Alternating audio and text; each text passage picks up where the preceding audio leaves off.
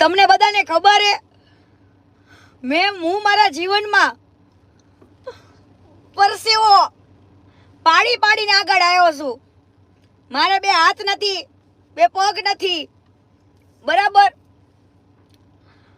તો તમે જ મને મિત્ર કયો, મારા પાસે હે ને 15 લાખ રૂપિયા આપ માંગે છે ઈ કે, બરાબર? તો હવે તમે જ કયો મારે શું કરવું જોઈએ? તો કીર્તિ પટેલની તને ચેલેન્જ છે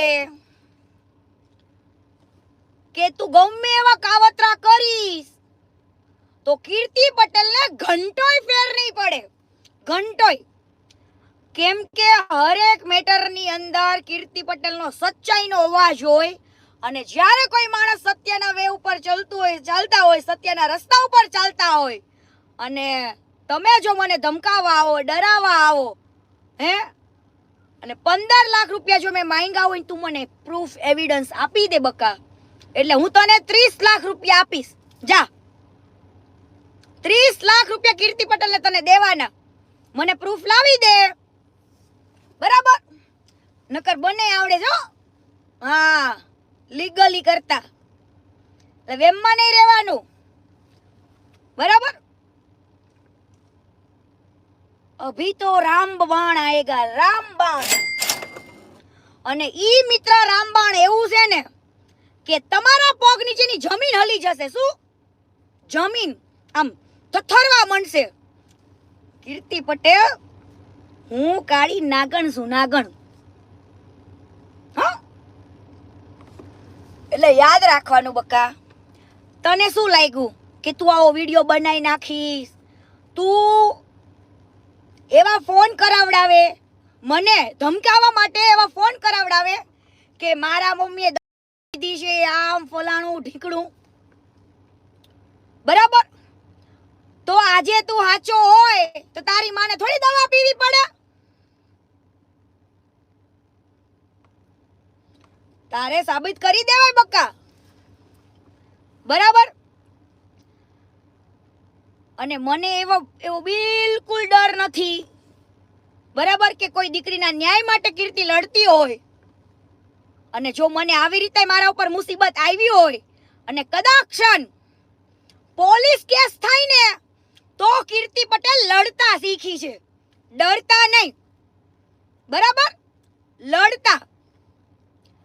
એટલે આજે ખાલી દીકરીની ઇજ્જતની વાત હતી, નથી તો દીકરીના સ્વાર્થ, નથી તો આને કોઈ એવી વાત કરી, છતાં પણ મારા બેટો, મેં તમને રેકોર્ડિંગ મૂક્યા ને, મારા બીજા આઈડી ઉપર મેં રેકોર્ડિંગ મૂક્યા છે, જેને ન જોયા હોય જોઈ આવજો અને પૂરા રેકોર્ડિંગ સાંભળજો.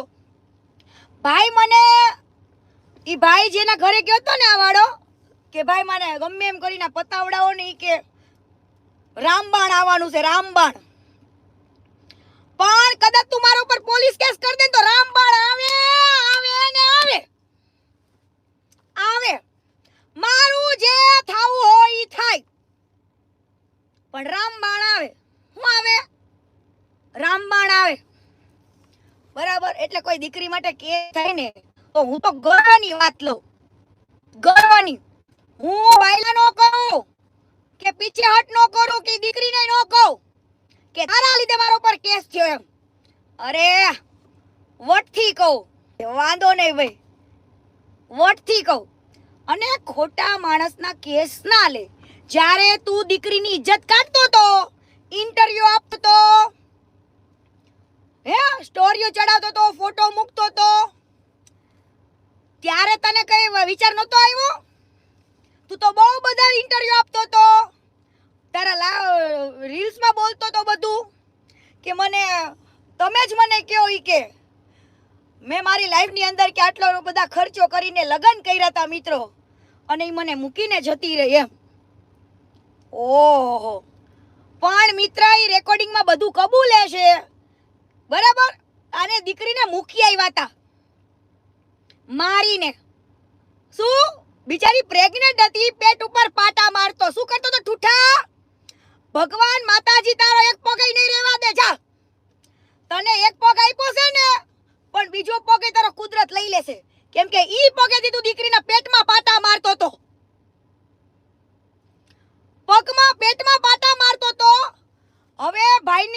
નસીબ હતી દીકરી હારે, બરાબર. ઈ દીકરીને 1.5 મહિના સુધી એના ઘરે રાખી, બરાબર. જ્યારે ઈ દીકરીને ખબર પડી કે હું પ્રેગ્નન્ટ છું, તો આ ભળનો દીકરો પાછો કે 3જો મહિનો જતો હતો.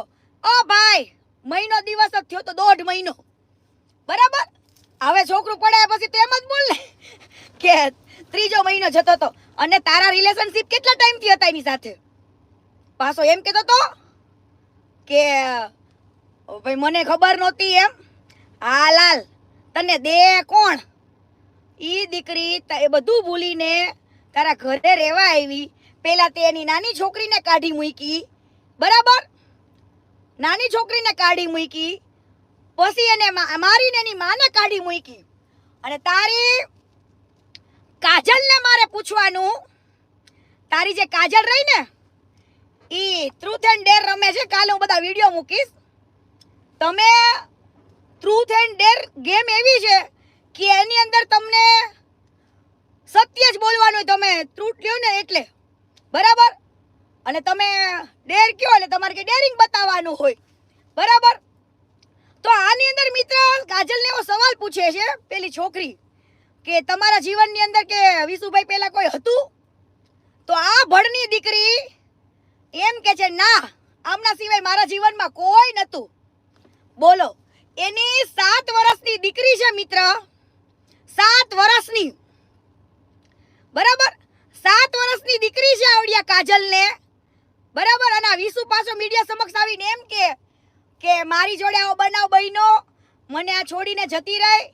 ત્યારે આને મને એવું કીધું કે હું તારા જોડે લગ્ન કરીશ, બરાબર. 5 વર્ષથી તમે બે મિત્ર હતા એમ?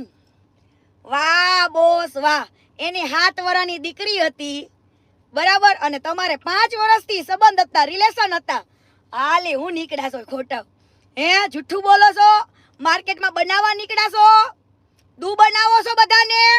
હે, કાજલની માને કહી દેજો. કાજલ તારી માં નહીં, તે આખા ગામને ખબર છે તારી માના ધંધા શું છે. હાલી જ છૂટા છો અને ધમકાવતા ને હો મને. થાય ની કરવા જ માંડવાનું, થાય કરવા જ માંડવાનું, બરાબર. આજે તમે કોઈની દીકરીની ઇજ્જત કાઢી હોય તો ક્યારેક તમારા ઘર ઉપર આવે. જ્યારે એ છોકરીનું બધા બોલતા હતા કે એ માથે ઓઢું નતું ગમતું, મર્યાદામાં નહોતી રહેતી ને એને હું મોડો આવું નતું ગમતું ને એને મારા માં ભેગું નહોતું રહેવું, એને મારા ઘર ફેમિલીથી અલગ રહેવા લઈ જવું હતું, એ તદ્દન બધું ખોટું હતું. તું ક્યાં કુંવારી લાવ્યો આ કાજલીને? એના ડિવોર્સ પછી તું